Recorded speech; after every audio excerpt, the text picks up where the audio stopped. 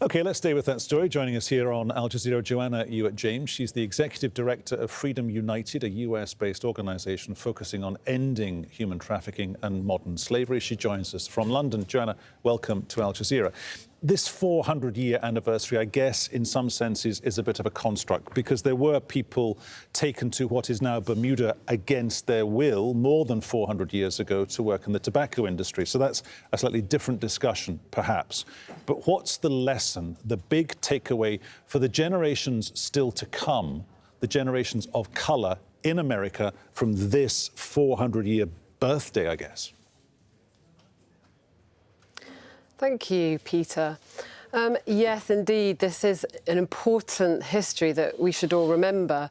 But the thing that we should think about today and moving forward is that there is still a legacy. The US Constitution has the 13th Amendment. It was designed to outlaw slavery. However, shockingly, it permits it as a punishment for a crime. So that means today, legally, slavery can still exist. And the US, as you may know, is home to the world's largest prison population. That's around 25% of prisoners are in the US, even though the population of the US only amounts to 5% of the world's population.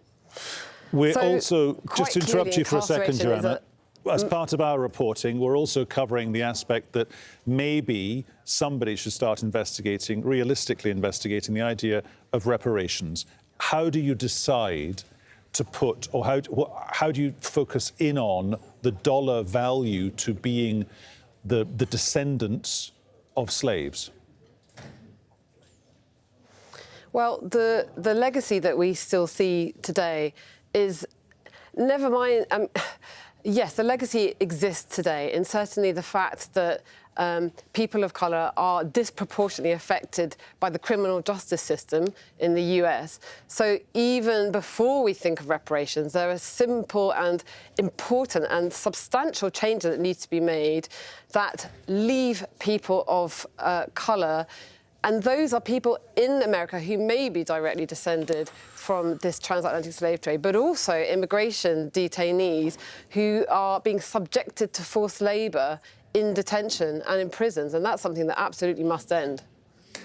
And we're also talking about the way that certain African countries are putting out a welcoming hand, inviting people to basically up sticks, move around the planet, move around the globe, and settle in Africa. Go to Black Africa, quotes.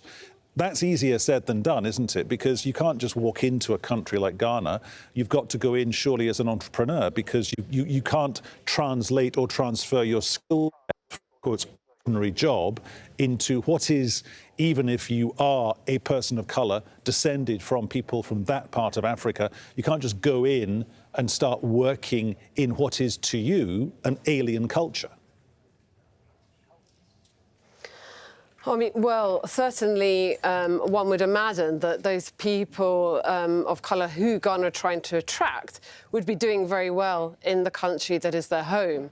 But sadly, whilst, of course, we have come a heck of a long way in the recent history, there's still a long way to go to end what is the legacy of slavery in the US today. And that really should be the priority, I think, for the US Congress and for the US lawmakers to look at.